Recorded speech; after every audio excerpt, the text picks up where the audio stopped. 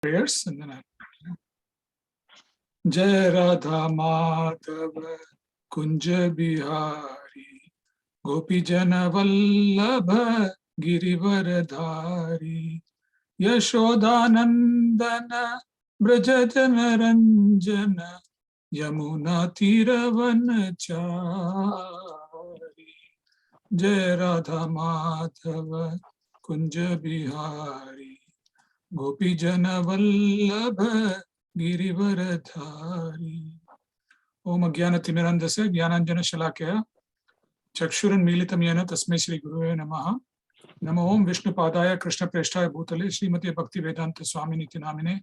Namaste Saraswati Deve Gauravani Pracharini Nirvishesha Shunyavadi Pashata Deshtarine. He Krishna Karuna Sindhu Dinabandhu Jagatpate Gopesha Gopika Kanta Radha Kanta Namostute. Tapta Kanchana Gaurangi Shri Radhe Vrindavaneshwari Rishabhanu Sute Devi Pranamami Hare Priye Vancha Kalpataro Vyascha Kripa Sindhu Bhave Patitanam Pavani Vaishnavi Namo Namaha. Jai Shri Krishna Chaitanya Prabhu Nityananda Shri Advaita Gadadhara Shri Vasadi Gaura Bhaktivinoda Hare Krishna Krishna Krishna Hare Hare Hare Ram Ram Ram Hare Hare. Kayena Vacha Manase Indriyarva Buddhya Atmanabha Prabhudesavat Karomi Yadat Sakalam Brasmi Narayana Samarpyami Sarvam Krishnarpanam Astu Ananta Koti Vaishnavrinda Ki Jai Srila Prabhupada Ki Jai. I seek the blessings of Radha Gopi Vallabha for giving me this opportunity to talk. Thank you so much for this opportunity. I sincerely hope that you get something useful today. If there's anything in this that you like in today's talk, it's because I've completely borrowed it from multiple people. I've borrowed it from Her Grace Nitai Sevani Mataji, His Holiness Bhakti Samrat Maharaj, His Grace Chaitanya Charan Prabhu, His Grace Nimai Leela Prabhu. So it's been pretty much a copy-paste exercise. So I've copied it from a lot of them. Special thanks to Gaur Kumar Prabhu. I thank the Lord for giving me the association of someone who's so kind and giving. Thank you all for your kind association, and thank you all for being here and listening and participating today. This is so beneficial for me. You know, I'm reminded of a verse from the Hanuman Chalisa, the first verse, which is Sri Guru Charana Sarojarache Nija Mana Mukura Sudare. So when I get the dust of the lotus feet of my spiritual master, my mind will be cleansed of all its impurities. And here, Goswami Tulsidas, he uses Mana Mukura, which is, he calls the mind a mirror. And so this exercise of writing this has been like a mirror to me, because I don't have any of these qualities. And but it's useful to see them. It's useful to see all these qualities. So today I'm going to be speaking about how to become Krishna's favorite devotee. And Yo Mad Bhakta Same Priyaha. So this is from chapter 12 of the Bhagavad Gita. This chapter is entitled Bhakti Yoga, or devotional service. So in this chapter, the Lord completely covers the entire spectrum of devotional worship. Now, my particular favorite part in this chapter has always been these verses 13 to 20, these 8 verses. And in these verses, the Lord tells Arjuna what he looks for in a good devotee. What are the qualities of a good devotee? What type of qualities, when the Lord sees, the Lord is happy? And a devotee is someone who wants to please the Lord. And that is true even in our world. You know, when someone pleases us, we tend to like them. And so these 8 verses lay out what the Lord is looking for in us if we aspire to be devotees. And he's very unambiguous about it, the Lord. He says, Yo Mad Bhakta Same Priyaha. You know, such a devotee is very, very dear to me. And the Lord doesn't talk about anything about knowledge, about how much knowledge you have or how much you have read. The Lord doesn't talk about how successful you are or how much material success you have. He's not impressed by our intelligence or our abilities. He's purely looking at what is inside our heart. So that's the essence of this. I'm going to quickly share my screen so that I'll also have a PowerPoint to walk through.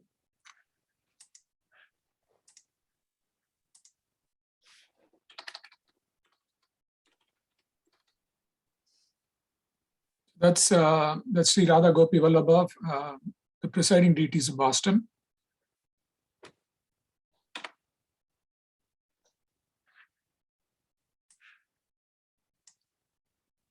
So yes, and so this is what we will talk about. We'll talk about these few verses in the Bhagavad Gita from chapter 12. So now let us say a couple meet, a young couple meet each other, and they feel attracted to each other, and then they develop some affection for each other. This affection might grow into attachment, and the relationship, gives them some joy. They like being with each other. They eventually surrender to each other. They fall in love and they surrender to each other, and then they start wanting to do things for each other, and then they want to become like how the other person wants them to be.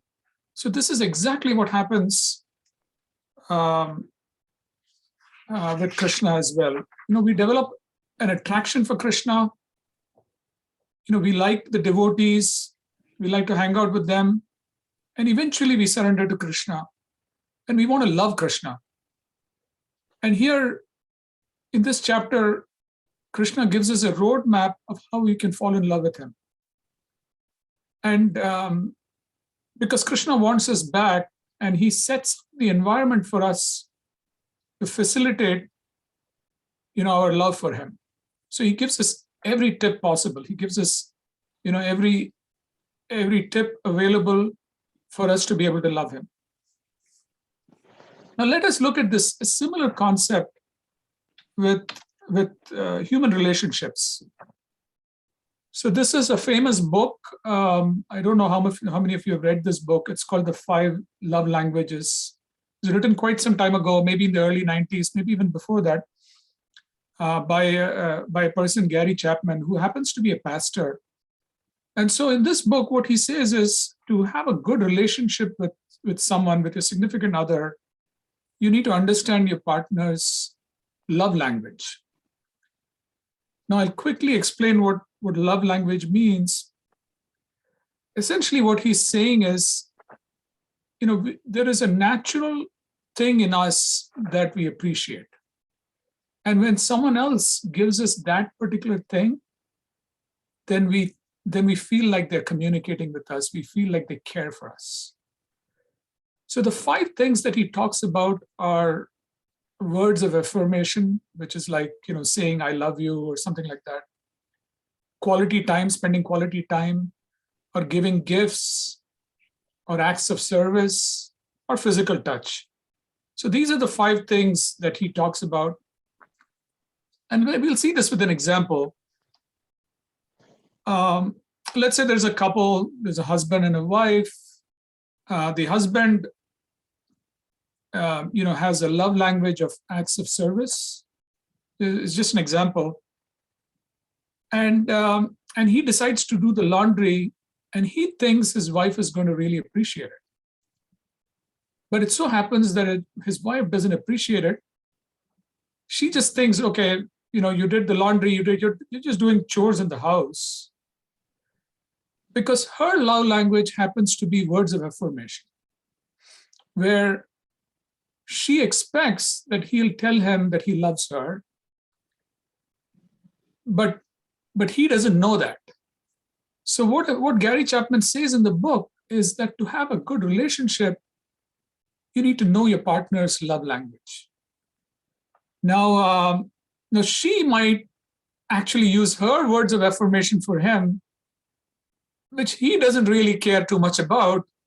So there's always a disconnect between the two of them. And so now if she in turn decides to mow the lawn for him one day, then he'll appreciate it, and he in turn says the words of affirmation to her, then their communication will improve, and that's considered a valuable piece of information about human relationship. This book is considered very valuable for human relationship. It's had a big impact. And so this is a really valuable topic in this world. Of course, I gave an example of relationships, but it's also true in your workplace. His Grace Chaitanya Charan Prabhu explains, he uses the concept of currency. He says you have to figure out what other people care about. And you have to make sure that you give them that. And that is the key to improving relationships. Now, we are actually here to talk about our relationship with Krishna. Now, how much more valuable is that? And Krishna here has actually clearly spelled out his love language for us. He has told us what makes him happy, what he looks for in us.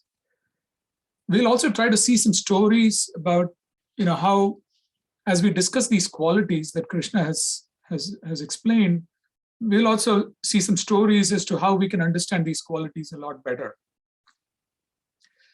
Now, as you're doing this, so these are the qualities. And verse 13 to verse 20, I borrowed this from His Grace Gaurang Darshan Prabhu's book, the Gita Subodhini, where he's beautifully put them into tabular fashion. And in his book, he has 31 qualities. Some books say 35, some books say 36. It is because how they've broken up the qualities. But these are the qualities. The first verse, I'll just chant it out. Adveshta sarva bhutanam maitri karuna evacha nirmamo nirahankaraha samadukka sutakshami. And we can go through all of them, but it'll take us a long time. So what I've decided to do today is pick like 3 or 4 of them and try to go through in some detail. Now, devotion and bhakti is really hard, and love for Krishna is really hard. Obviously, I don't know about you guys, but I certainly am not very close to many of these qualities. So here's a strategy for how we can find out where we are with this. We could actually keep a note of these qualities and then say, where are we? Some of these qualities probably come naturally to some of you guys, some of you, and so those are good. Some of them we might feel like, we are there most of the time, but we are not consistent about it. And some of these are probably too high up there, and we haven't even started addressing them. But if we keep a goal, and if we know what it is that Krishna expects from us, then at least we can work towards them. And they are very, very nicely, very clearly laid out in the Bhagavad Gita. Not very difficult at all to understand. So let's look at a few of them. So we'll look at Adveshta Sarva Bhutanam, which is verse 13. Here Krishna is telling us that those who are not envious are very dear to him. And so let's look at the definition of envy. Envy is like a feeling of discontented or resentful, being resentful, which is aroused by someone else's possessions. So that's what the dictionary says. And I was reading a book where it said that this particular verse, Adveshta Sarva Bhutanam, he's saying you're not envious to anyone, including those who are envious to you. So that's a really tall order. And so where does enviousness come from? Where does being envious come from? So So being envious actually comes from our lack of knowledge, because we don't trust that whatever is happening in our life is for our good, or whatever is happening in our life is because of our karma. And we don't trust that Krishna has our best interest in our mind and will only put us in situations that are good for us. So what we end up doing is we attribute, our resentfulness to someone else, and then we just start resenting them, or we start resenting, the anybody who's successful around us. Now, the way to think about it is whatever happens to us, there is a cause behind it. And there's always an immediate cause. That's the cause that we see or we think is the cause. Like, somebody did this to me, or my boss didn't give me a raise or something like that. And we attribute it to our boss. Then, let's take that as the immediate cause. And then there is the real cause, which is our karma, which is our actions or our past actions, either from this life or from our past lives. And then there's the ultimate cause, which is the sanction that Krishna gives. Because anything that happens to us is because of Krishna's approval. And if we understand this and think about this with everything that happens to us, then we will not have dvesha towards anybody. We will not have envy. We will not be envious towards anybody. Dvesha can also be translated as anger. So we will not have anger towards everybody. So the only way to really know about this and to really feel this and do this on a consistent basis is to read the scriptures. And to see what is happening in the scriptures, to think about it, to reflect on it, and that's the only way to tackle this envy which is in us. The other reason for this is not being connected to Krishna. So if we are connected to Krishna, then nothing can happen to us. We will not have any envy, will not have any anger. Now, let me give an example. Let's say we are listening to music and we have our headphones on and the music is really loud. Somebody walks into the room and they curse us or they abuse us. They just say something to us. We won't hear them at all because our mind isn't that in our music. Similarly, if we're connected to Krishna, we won't know what is happening. We won't be that concerned about what is happening to us. I don't mean to say that we should be disinterested in what is happening around us, but it won't bother us. So we'll need to work on cleaning this envy and anger from our hearts. Now, let's talk about another technique to work on this. This is to develop some maternal qualities, maternal feelings. So this is a personal example. If you've ever gone to a restaurant with a child, typically children are their worst behavior in a restaurant. So I clearly remember this, going to a restaurant and my child is throwing tantrums. Everybody around us feels like, this guy should discipline his child. Why is this child making so much noise? Whereas me as a parent, I'm thinking it's completely okay. The child is doing what a child does normally. Why should I really discipline this child for no reason, for just being a child? Now, if we have this attitude towards everybody else, let me take one more example. Let's say a child has a runny nose. A mother will not show the child sympathy. A mother will show action. She'll immediately make sure that the child's nose is clean. The neighbors may show sympathy to the child, but the mother doesn't show sympathy. The mother shows action. So we can be a mother for the world. We can try helping everyone. If we know that everything's a part and parcel of Krishna, then we'll be nice to everybody around us. Another small example is if my finger accidentally pricks my eye, I don't get angry with the finger. I don't say, I'm going to cut you off, finger. You have poked my eye. Because we understand that the finger and the eye are part of the body. Very similarly, everything around us is a part of Krishna. And so we have to have that feeling, a maternal feeling, and also a feeling that everything's a part of Krishna. And then envy has really no place.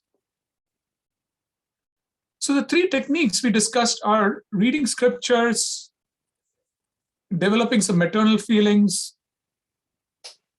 and seeing that everything around us is Krishna.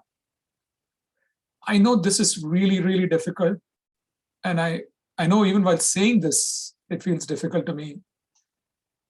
But if you want to get to know Krishna, this is the way. Imagine you want to get to know Sundar Pichai, who's the CEO of Google. You have to do something really special to get to know Sundar Pichai.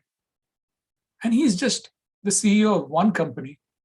Imagine you want to meet Krishna, who's the supreme personality of everything around us. Everything comes from him. How special do you have to be to get to know him? Now let's take, am I going okay, Prabhu? Are you able to, is this? Perfect, Prabhu. Perfect. Thank you. Yeah, wonderful. Please go on. Thank you, Prabhu. I just wanted to make sure that you guys could hear me also. And I'll go with one more verse. This is verse 15. Another verse that I really like. Yasman no dvijate loko, lokan no dvijate chaya. He who is agitated by no one, and actually the order is reversed. No one is agitated by him, and he is not agitated by anyone. Now, how can we try not to agitate anyone? How can we even be sure that we won't agitate anybody? So one technique for this is to think before we act. And this reminds me of a kindergarten class that we do in the Bal Vihar, where we do alphabet safari. And there, we do alphabets. Each alphabet we do something spiritual. So I is for intelligence in that alphabet. They don't. So we learn all spiritual things with the alphabet. And so I is for intelligence. And so the definition of I is think before you speak and think before you act. So that's what is considered as the definition of intelligence there. So we should think before we act or before we speak. Now, we have to think, whatever I'm going to speak, I'm talking to myself here. I have to think, whatever I'm speaking, is it true? Will someone like it? Is it compassionate? Now, this type of thinking is hard because our mind is conditioned to react immediately. So there are techniques that we can use to train our mind, and I'll share one technique. And this is something that a lot of modern books write about too, which is to introduce a pause. After we hear something, we introduce a pause and then we react. Now, it's very hard for us to pause. So one technique that I'm going to suggest is when you hear something, try to rephrase it and repeat it. Just make sure that you've heard it right. get some confirmation, and this pause will give you time to think. And then you're likely not to speak anything that will agitate the other person. Now, is it possible to always not agitate or not cause pain? Not really, because once we go, let's say you go to a doctor and they need to operate on us. There's something wrong with us and they need to operate on us. They're going to give us some pain or suffering, but the doctor is doing that to us with the intention of doing something good for us. Sometimes parents also need to discipline their children to show them the right path. And if you have a leadership position, it may be a responsibility to show what the right thing to do is for people who are working for you. And we need to do all these things because we want to become pure devotees of Krishna. So whenever we experience some pain or sadness, we should think about how it will benefit us. Now, here by pain and suffering, I don't mean anything, that breaks the law or causes physical harm. Those need to be dealt with appropriately. So about seeing how it will benefit us, how pain and sadness will benefit, let's look at a story. There once lived a sadhu. He lived in a village at the banks of the Ganga. And there was another person in the village who was very envious of this sadhu. This sadhu was becoming a little famous. Everybody was coming to him and seeking his blessings. And this just irritated this other person. He just didn't like the sadhu. And he would sometimes, hurl abuses at him and swear at him or do things like that. But nothing really affected the sadhu. The sadhu didn't react to him at all. The sadhu would just go and, this was his daily routine. He would walk to the Ganga, he would chant there, and he would keep his bead bag outside on the banks of the Ganga, and he would go and take bath. And then he would come back and he was always chanting, and he was a holy person. So one day, this man who's envious of the sadhu, what he did is after the sadhu came back after his bath, he spat at him. He just spat at him. So the sadhu didn't do anything. He didn't even get angry. He went and he went back into the Ganga, took bath again in the Ganga. And this made the man even more angry. And the sadhu, and so the man again spat at the sadhu after he took his bath. So the sadhu went back into the Ganga and he took bath again. And this kept happening for 2, 4, 8, 10, 20, close to 100 times. And this man got tired of spitting at the sadhu. And he said, oh sadhu, why are you not angry? And the sadhu said, why will I be angry? You did such a favor on me. I usually take bath in the Ganga maybe once, maybe twice a day. But thanks to you, I got the opportunity to bathe 100 times. So it's a story to illustrate that we should see what is positive in whatever is happening around us. And,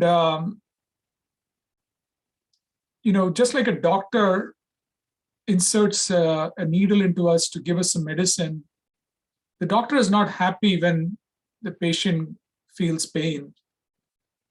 But the doctor knows that that's the only way to help the patient. Similarly, God, Lord Krishna, is the ultimate doctor. He's the doctor in our heart. He knows what is good for us. And he arranges everything around us for things to be better for us. And we have to know that, and we have to trust that from the bottom of our heart. Let's look at one more. Harsha Marsha Bayo Dvegayar. This is from verse 15.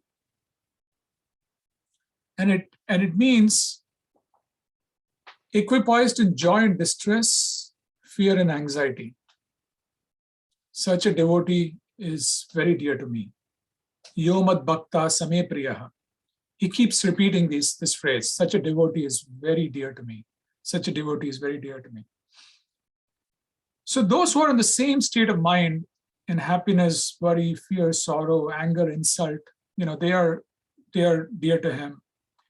So the next story that I'm going to say is actually is a story that's very special to me. It's from my home state of Kerala. So my family originates from Kerala. And so these photographs are from Guruvayur. I don't know how many of you have gone to Guruvayur. Guruvayur is a very, very important place in Kerala. It is one of the holiest places in Kerala. The Lord there is called Guruvayur Appan, and he is Lord Krishna in a child form. And I have a photograph of Lord Krishna there. The child form, he's holding some butter in his hand. And so people in Kerala are just fond of Guruvayur Appan, are just fond of Krishna. And when I in some book I read that Gujarat is the most Krishna conscious state, and everybody loves Krishna. And I was thinking, is it really Gujarat or is it Kerala? Because in Kerala, of course, Kerala doesn't have as many Hindus. Only 25% of the population are Hindus. So 25% of the population are Christians, 25% of the population are Islamic, 25% of the population are communist, so they're atheists, and 25% of the population are Hindus. And everybody says Ende Guruvayurappa, which means my Guruvayurappa, my Krishna. That's a common phrase.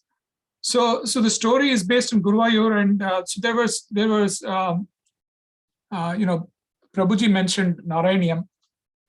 So actually, Prabhuji, small correction, my wife is learning the Narayaniam. My mother is the expert in the Narayaniam, and my wife is, she also learns the Sanskrit and Narayaniam. But she's a great student. My wife is a great student. So the Narayaniam, as Prabhuji said, is an abridged form of Srimad Bhagavatam, which was written by Melputtur Narayana Bhattadri, who's a Sanskrit scholar who lived 300 to 400 years ago in Kerala.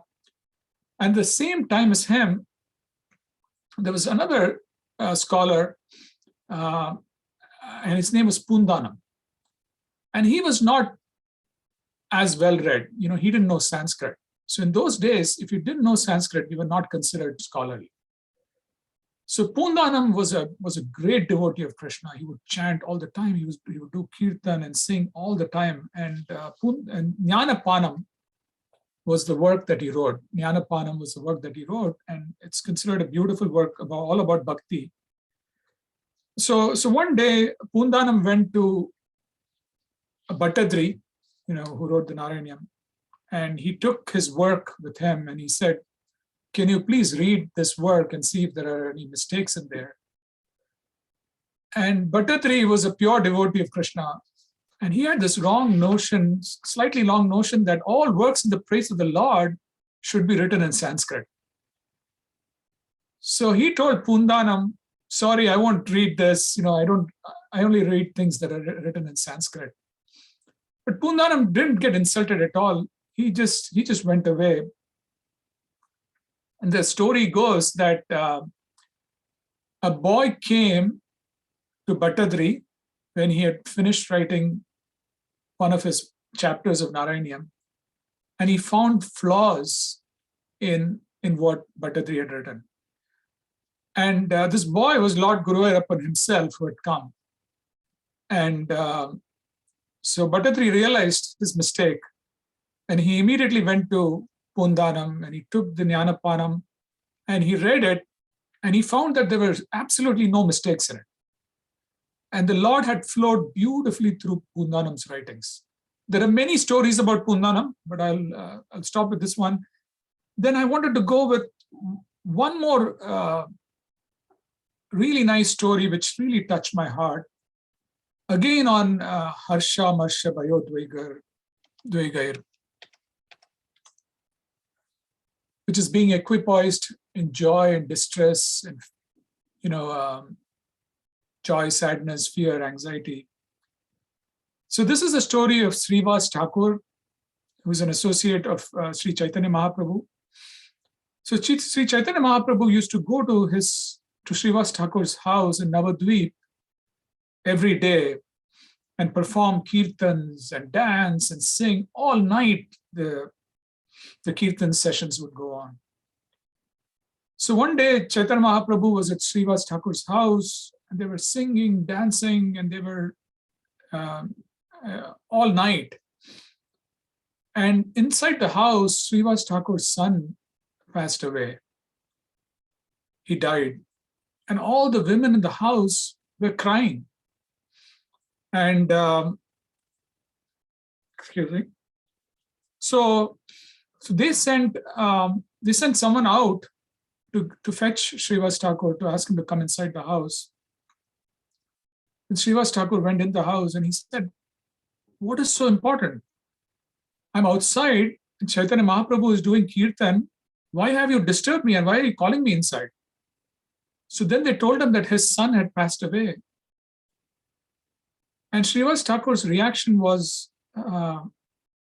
what can be more auspicious than that? He's passed away while Chaitanya Mahaprabhu has been doing kirtan in our house. We are so fortunate.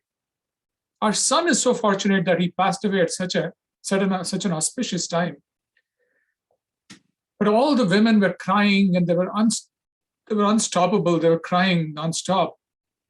And Srivas Thakur just told them, please lower your voices. It won't be good if Chaitanya Mahaprabhu's kirtan stops. So please keep your voices down. And he went back outside to perform kirtan with Chaitanya Mahaprabhu. And he didn't say anything to Chaitanya Mahaprabhu. Sri Chaitanya Mahaprabhu continued his kirtan for a little more time. And then he stopped. He felt like there is a problem somewhere here.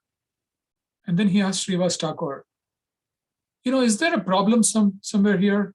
Is someone sad around me? So Srivas Thakur said, "No, Mahaprabhu, there's no problem.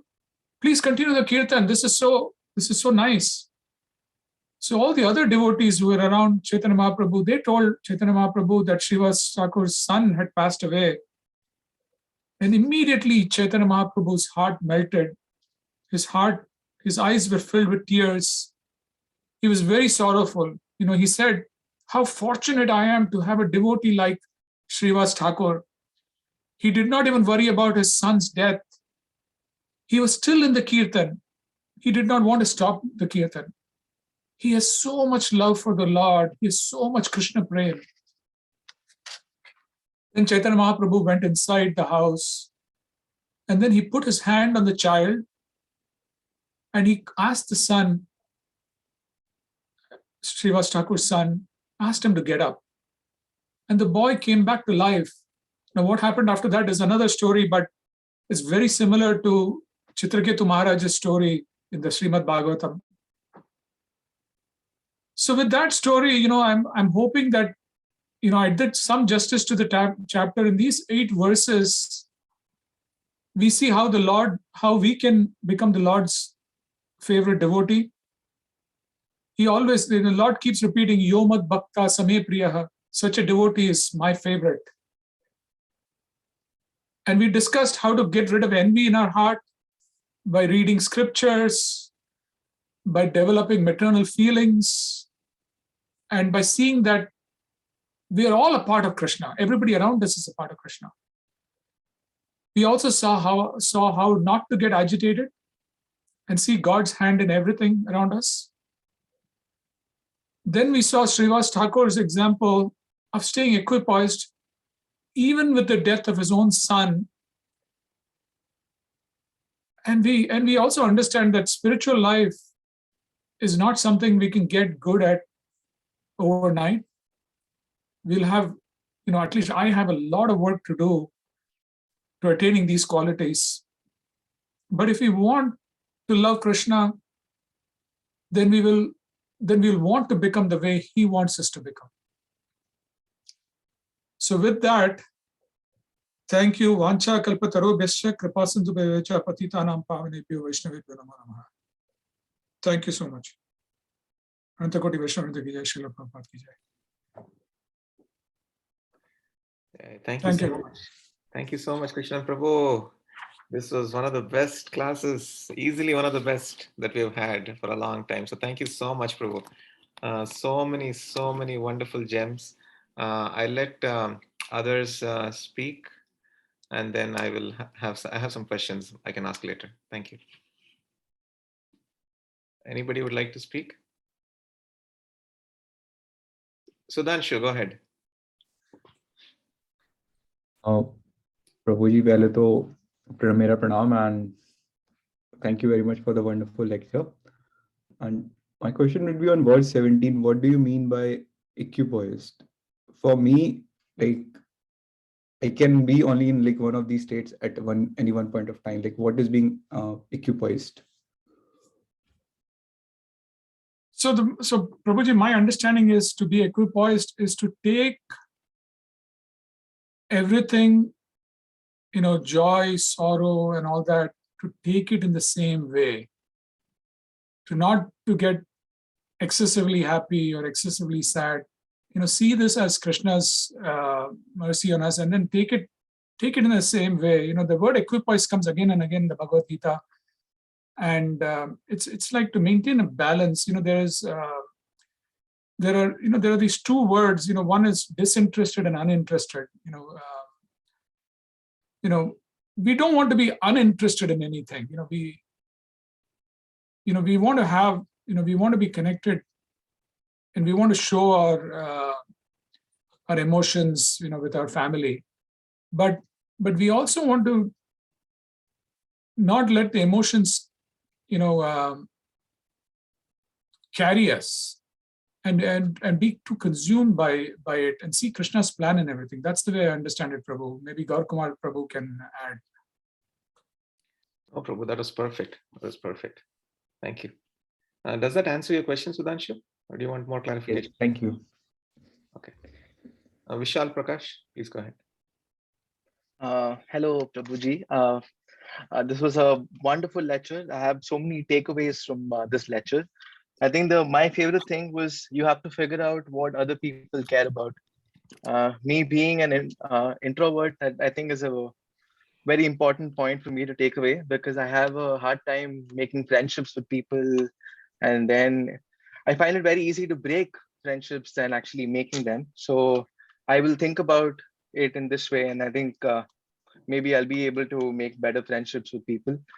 My favorite slide was where you wrote, "Where am I with this?" And then you put an asterisk at the top and it said, "Not real data." I found that very funny. So I have a question, Prabhuji. So you mentioned that to be Krishna's favorite devotee, we should not have envy, and we should not be agitated. And I think there are other things as well, like, being a vegetarian, and like, there's some rules which we need to follow. And so I've recently embarked on this journey of Krishna consciousness. So my question is, so I think it's a two-part question. So first of all, how do I respond when I make these mistakes? And also, I think it's a very vague question, but what are the repercussions of my actions? I think if let me rephrase your question, and let's see if I understand it right, Prabhu. Yeah. When you say, how do I respond when I make these mistakes, you say, how do I, are you saying, how do I treat myself when I make these mistakes? Yeah. So basically, I put myself down because I know I'm not supposed to do it. And then I think it's in my head for a very long time. Yes. Yeah. So how do I deal with that? And what was the second part of your question, Prabhu? The repercussions of my actions, because I know what I'm doing is wrong. So in the I wanted to know what the spiritual texts say about making mistakes. Yeah. Prabhuji, I've heard multiple classes on this about forgiveness. Prabhu, the Bhagavatam is full of examples about forgiveness. So, and let me assure you one thing, that Krishna doesn't hold your actions against you. Krishna only looks at your intent and your desire to improve yourself. constantly. That is what I've heard constantly from other learned people, that Krishna always looks for where, if you made a mistake yesterday, Krishna, you don't need to dwell about it. Krishna is also not going to dwell about it. Krishna is going to look at where are you today and what is your intention from today onwards.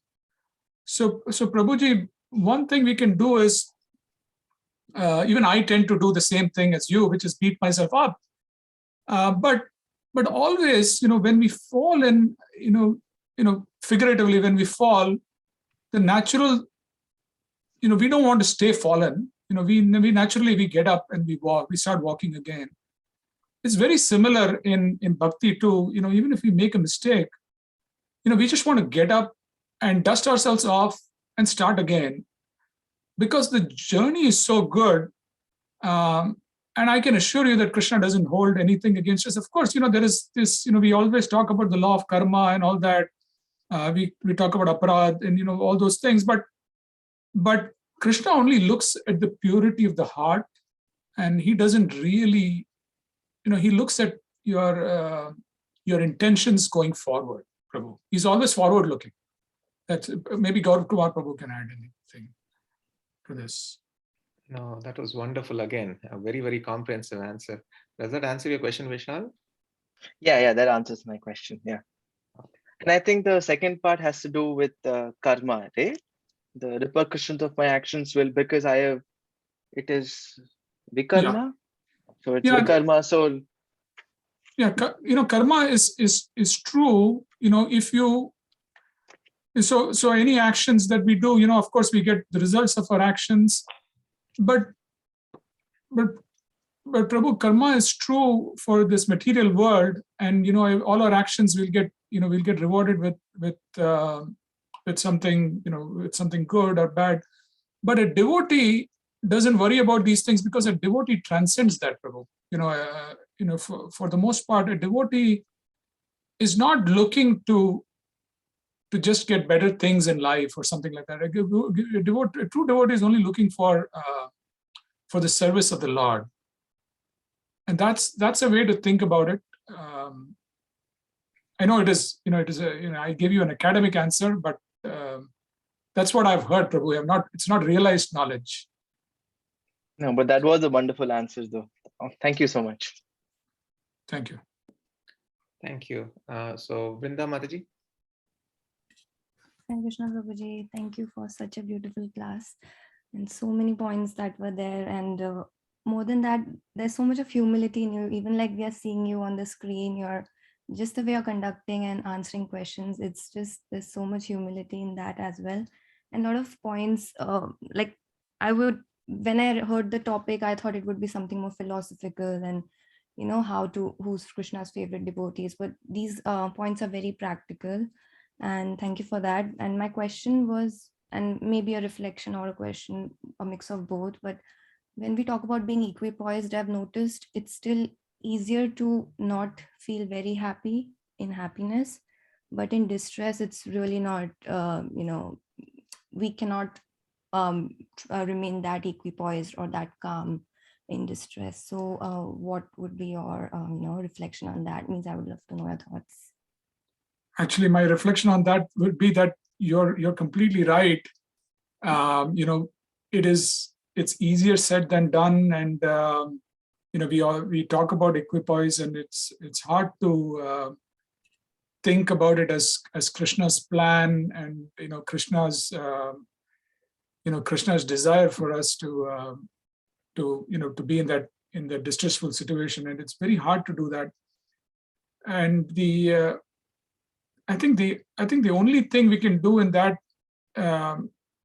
regard is to just see this, read the scriptures, see how the devotees have dealt with difficult situations, and try to look up to devotees and see how how devotees have led their lives and look up to them. That would be my only suggestion, Mataji. I can't think of too much more. I'll let Gaurav Kumar Prabhu, if maybe he can chime in there. As you rightly mentioned, Krishnan Prabhu, it's actually very difficult, especially during difficulties, during distresses, to actually think of the Lord. But one thing that I've found very helpful, even though I've not realized it, is that if we keep practicing remembering Krishna all the time, then we will be able to remember Krishna, especially when difficult times come. So I'm talking about like between the gaps, just focusing more on thinking of Krishna, remembering Krishna.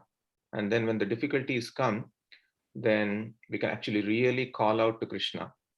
One example I can give is even as children, when somebody like a devil or somebody in a Halloween dress comes towards us, we get scared and we immediately run towards our mother. So similarly, somehow over a period of time, we lose that. We lose that and we start becoming independent, thinking that we don't have to run towards anyone. So when distresses come, if we run towards our eternal Father, our eternal Mother, Krishna, then our life is successful. So somehow we have to train ourselves to keep remembering Krishna all the time. And that's how the Brajavasis lived.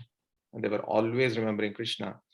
And especially when distresses came, especially when demons came, they ran towards Krishna. So similarly, when we also get difficulties, we should also run towards Krishna. That's why Kunti Maharani, everyone actually say that, please give me more and more calamities, Krishna, so that I can remember you in those calamities. Also, one thing His Holiness Dhanurdhar Maharaj says is that when you're chanting every day, think that while chanting, think that you're actually falling from a big mountain or something. And you're falling, you're going closer, closer, closer towards the floor. And at that time, just call out to Krishna. Just completely call out to Krishna. And that's how we should call out every time. And if we keep practicing this while chanting, then when actual difficulties come, there will be a moment when difficulties will come in this world. Ultimate difficulties at the moment of death. If you can actually call out to Krishna in that mood, then Krishna will definitely come. Just like how a loving mother would come and protect us, Krishna will definitely come. And that faith also increases with time. I hope that answers Vrinda Mataji. Yes, Prabhuji. Thank you both of you. Thank you. I'll quickly chime in for Suman Prabhu's question. Suman Prabhu, I actually don't know the answer to your question, which is about, I think you're asking about the history of Guruvayur. And I do know that it was Guru and Vayu Bhagavan was involved in making that particular temple. And it's considered, maybe my mother knows the story. My mother is also on the call. It's considered the actual Vigraha that Uddhav worshipped, or Amma, are you there? Do you know the story of Guruvayur? Maybe she's not there. It's okay. I can unmute, Prabhuji. Who is? This is Rukmani, I think. Yes, I'll unmute. I don't know if she's there, or maybe she can unmute herself, right? Yeah, maybe she's not at her. Okay, Prabhu, no problem. Next to the computer, yeah. So yes, so Suman Prabhu, this is it's a nice question. I have a book about the story of Guruvayur. I've not read it in a long time, so I don't remember these. And he's got one more thing. All these qualities are Uttam Adhikari level. One can actually possess, one can actually or completely possess these qualities in higher stages, not at the sadhana stage. So whenever it is impossible to exhibit such in any situation, our inability to follow these principles just take to chanting and hearing. Yes, Prabhu, you're right. Thank you, Prabhu. Hare Krishna. Hare Krishna. Thank you. Next, Nitya. Haribo. Yes. Hare Krishna, Prabhuji. Hare Krishna. It was a really very nourishing class. Like Vrinda said, it is definitely practical, a lot of takeaways. I just wanted to add to what yourself and Gautama Prabhu answered for Vrinda. I think also being grateful for any situation helps us to kind of diffuse the intensity of the distress and think that it could have been something worse, but Krishna made it at least. There's always a silver lining that we can see in any cloud, any dark cloud. So in any distressful situation, there is always like, okay, at least there is something good in this. At least it's not, it could have been worse. And Krishna made it such that this was a little better. So, and also even in the happiness also, instead of being happy for ourselves, be grateful for the happiness that was given to us. I think the gratitude is like that common thread in my understanding. I think, I don't know if I'm making sense. Certainly. Thank you, Mataji. That is true. Absolutely true. Yeah, please continue. Yeah, and I just want to highlight a few things that I really liked in your lecture also, is how you said that intelligence is thinking before we speak, and also thinking before we act. I mean, that was it took some time for me to actually grasp that. It's really nice. Once I read it like a couple of times, it made sense. It's really nice. It's actually a jolt, if I think about this. If I can only have the intelligence to think about this phrase whenever I want to react, then I know that, okay, if I talk something, then I won't be intelligent. Then it's like a jolt. Okay, I don't want to be like a fool, right? Then this will make me more that kind of these kind of tidbits like help me really in practical situations. It's not intelligent to shout or yell at, or to react quickly, but to think back and take a pause. That shows our intelligence. It's not about how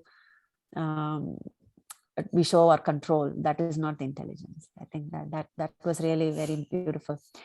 And the example of sadhu who saw blessing and did not get provoked in situations, that was also very beautiful. And the example of the Bhattatri and Pundanam was also nice. It reminds me of that story of the Brahmana in Chaitanya Charitamrita, South India Brahmana, where he will read the Bhagavad Gita without knowing Sanskrit, and but just because his guru has ordered or instructed him to read it, he would just read it. But then he would just looking at the front picture, and then he would just be profusely crying, thinking that how Krishna is becoming compassionate, that he's a charioteer of his own devotee, his own friend. And that is the devotion, that is the essence of actually Bhagavad Gita. And Chaitanya Mahaprabhu appreciates him for that, and it's really beautiful parallels. I really loved those 5 love languages and stuff. It's really wonderful how you drew the parallel between the material authors and our Krishna philosophies. So it's very beautiful. I don't have any questions, but I just wanted to highlight these, and thank you so much for the takeaways for me. Thank you. Thank you so much, Mataji. Thank you for that. Yeah, Vishal Prabhu, please. Yeah, Hare Krishna Guruji. Thank you for your time and amazing class. It was worth like every word that you spoke today. So I'm very grateful that I attended. Thank you so much. A quick question, Guruji. So you mentioned that one pastime of the sadhu being spit upon, and he was continuously going back and again being spit upon. So my question is like, is it okay to sometimes we go away from such situations rather than going to the same place, or is it like escapism, or do we have to just deal with it and get over it? I think, Prabhu, definitely, I think we should step away. We should do whatever, we think is possible for us. I heard this in a class the other day, Prabhu, and I'm going to share it with you. Hopefully it is useful. So whenever somebody does something negative to us, there are three ways of responding to it. One way of responding to it is to become their enemy and say, I hate this person and I'm going to take revenge. That's one way of responding. The other way of responding is to not do anything and step away. And the third way of reacting to the situation is to feel sorry for the person who has hurt you, and say, maybe this person is going through a difficult period, and I hope that person is okay. And so what the speaker was saying, and now I can't recollect who the speaker was, but he was saying that the first way is the tamasic way of reacting, the second way is the rajasic way of reacting, and the third way is the sattvic way of reacting. So obviously we can only do what we can do naturally. So if we feel at that point of time that that stepping away is the best situation to handle the situation, then we should step away. There may be some blessed souls who are much, much more forgiving, and they can do, they'll do a lot more, in society. And so there are very few of them, Prabhu. Hopefully the world has many more of them. So we have to just train our mind to do whatever we can do well, and then gradually move up the scale. Thank you for sharing that, Prabhuji. Thank you. Anything maybe Gaurakumar Prabhu you can add? I just want to add that you are one of those rare souls, Prabhuji. You're one of those rare souls who is very, very special to Krishna. So thank you. Anyone else? So I just want to read some comments on the chat. So Shreya Mataji says, wonderful class. Some of the main takeaways that resonated with me: see Krishna's approval in everything that happens to us. Be the mother to the world. Everything is a part of Krishna. There is no place for envy then. Thank you so much for all these gems. Athena Mataji is saying, thank you so much, Krishnan Prabhu. What a wonderful session. I loved getting a refresher on the 5 love languages. I love the point that intelligence is thinking before you speak and thinking before you act. I liked how you illustrated seeing the positive and the good in circumstances with the spit and the sadhu and bathing in the Ganga. And then ending with the wonderful story of Srivas Thakur, seeing his child's death during Lord Chaitanya's Kirtan as being so auspicious. Jai. Then Lekha Mataji is saying, amazing class, amazing lecture, Krishnan Prabhu, very refreshing. And I love all the pastimes that you had mentioned, Guruvayur and Bhakta Puntaram pastime was beautiful. Such a great reminder. My biggest takeaway was to look for positives even under difficult circumstances. And Manoj says, wonderful discourse and discussion, Prabhuji. Thank you for inviting me to hear so many wonderful people. And Suman Mataji is outside. Suman is my neighbor, and she's written great class, Krishnan, all stories and examples. Yeah, thank you, Suman. I don't know if you're there, or maybe she's dropped off. Yeah. Oh, okay. So any other questions? Do you have some more time, Prabhu? Yeah, I do. I have time. I have time. Anyone else? Samaksh, please go ahead. Hare Krishna, Prabhuji. Hare Krishna, Hare Krishna. It was an amazing lecture. I would not reiterate all what everybody has mentioned, but it's really mind-blowing, and it was really nice. I'm confused a little bit about the first verse you mentioned. You said that we should not have envy towards any of the living being, and at the same time we should be kind and friendly. So as per my understanding, friendship is like 2 ways. If you can't approve the way of living of somebody else, you cannot be their friend, right? So if somebody is looking down upon you every time you are around them, so it's really difficult to be friendly towards their way of living, their idea of living. So how do you suggest to tackle this obstacle? So no, it's a very wonderful, it's a wonderful question, Prabhu. What is, how can we be friendly towards somebody who's really envious to us, or who's just putting us down every time or something like that? So, I heard this in a class, Prabhu. I think it was by Her Grace Nitai Sevani Mataji. She said there is a difference between friendship and friendly. And having a friendship is actually having a relationship with the other person where it's a reciprocal relationship, where you're contributing to the relationship and the other person is responding and reciprocating to that relationship. That is friendship. Friendship is a two-way street. And you're right, you're absolutely right. Friendship can be only amongst people who are reciprocating to each other. But she distinguished that from friendly. You have the opportunity, Prabhu, and I'm talking idealistically here a little.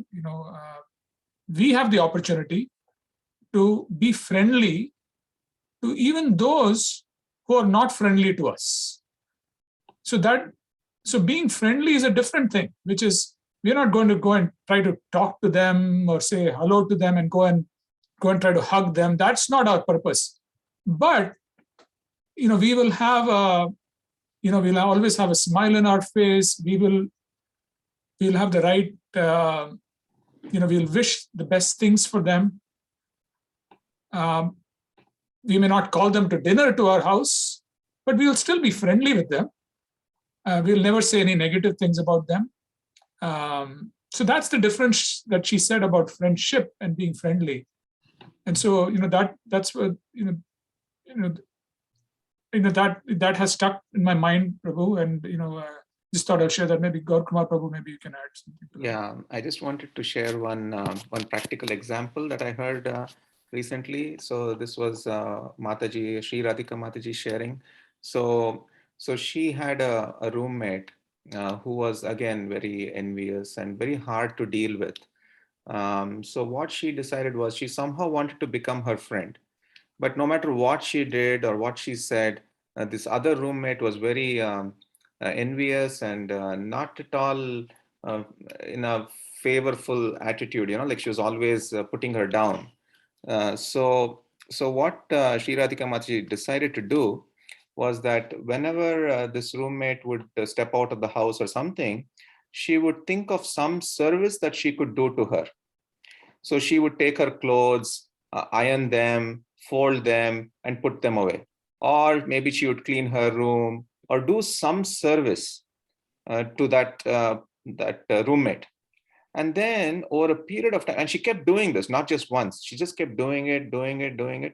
And then this friend's heart, the roommate's heart, kept changing because of that service rendered towards this roommate.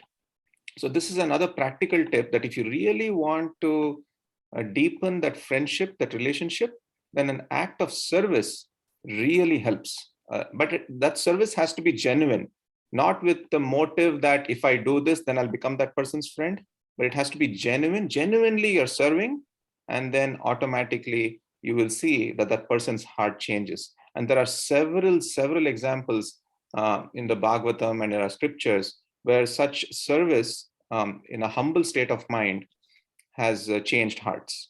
I hope this helps, Samaksh. Perfectly, Prabhuji. It was a really amazing answer.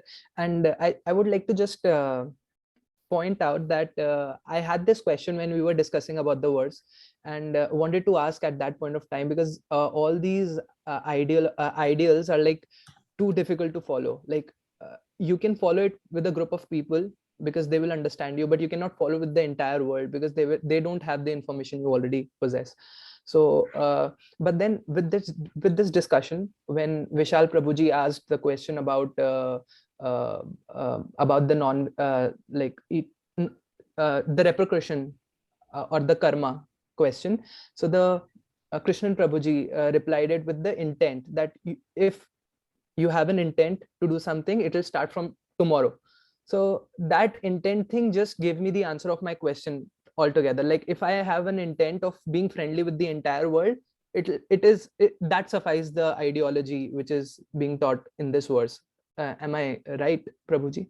Perfect, perfect. And the best thing is Krishna says himself in the Bhagavad Gita, Vidya Vinaya Sampanne Brahmane Gavihastine Sunichaiva Sopakecha Pandita Samadarshinaha, he says. And the best way that you can be the friend of everyone is to see Krishna within everyone. So if you see Krishna within everyone, then automatically all these things that can actually put you off will stop happening. You'll start respecting them, you'll start liking them, you start adoring them. So, but it's a very high platform to be in. But a true sage sees Krishna within everyone. And that's the best way to be a friend of every living entity, not just humans, but every living entity. I hope that helps so much. Again, it's a very high platform. I've definitely not realized it, but that's the ultimate goal, to see God within everyone. Thank you, Prabhuji. Hare Krishna. Hare Thank Krishna. you so much. Thank you. Anything else? Anybody who's not spoken? So Chaitanya Bhagavat Prabhu, would you like to say something towards your dear friend? Oh, hi. Hare Krishna. Hare Krishna.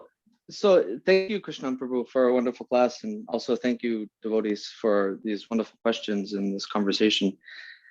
Two things that came to my mind. Well, a couple things is one, where I work right now, we're focusing on I work with in a school, so we're focusing on core values. One of the core values that we're focusing on this week is respect.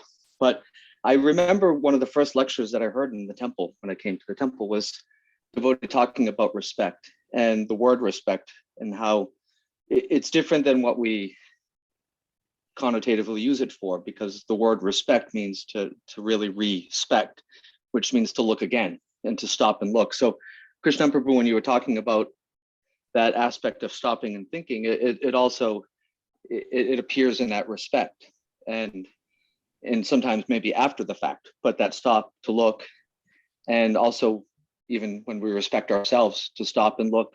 And if we don't do well and we're not living up to our full potential today, and that there's tomorrow, but that act of stopping and respecting ourselves and looking and where we're at and how to respect, how to see ourselves in that higher light, that's there. So I just really appreciated that stopping and reflecting. The question about difficult non-devotees. I remember advice another devotee gave to me was to actually imagine them doing service, and to imagine tilak on their head, and what kind of service would they do. Are they a cook, or maybe they're a Sankirtan devotee, or maybe they can play the mridanga very nicely. And in many ways, we don't know what kind of service any of these people can do, because they're actually devotees, but they're not actively being devotees right now. So the qualities aren't shining through, but in a deeper sense, they're also devotees. So I guess keeping that in mind. And also one other thing that came up about serving others. I remember that there was a devotee that sort of I felt snubbed me. And I had a difficult time with it. And I did, because as a devotee, I was like, well, I feel this way, but I should be humble. And so I struggled with how to be humble in that situation. And I found that serving them prasadam really helped that.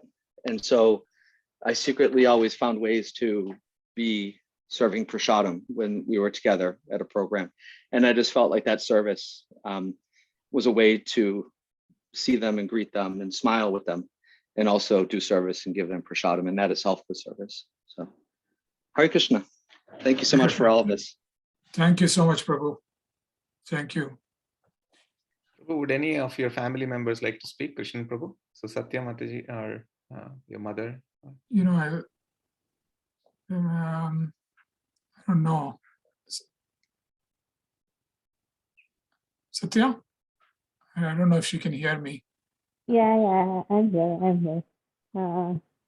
Yeah, it was a really nice talk. I know that Krishnan has been preparing for it since for the last 1 week, and he was a little nervous about presenting today, Usually, he is used to talking in meetings and all that. He's never nervous. But I asked him why he was feeling nervous this time. And he said it was because he wanted to make, this is something that he really cares about, and he wanted to, present it well. So, yeah. And I like the talk today. It was really good. And I liked all the stories and examples that you gave. It's one of the best classes that we have ever had. So, Thank you. Thank you. because he approached it with such a humble state of mind, and he prepared so nicely. It was one of the best. So thank you. Thank you so much.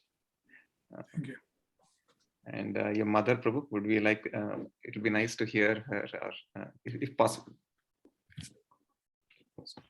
Siti, can you check if Amma is there? Yeah, let me check.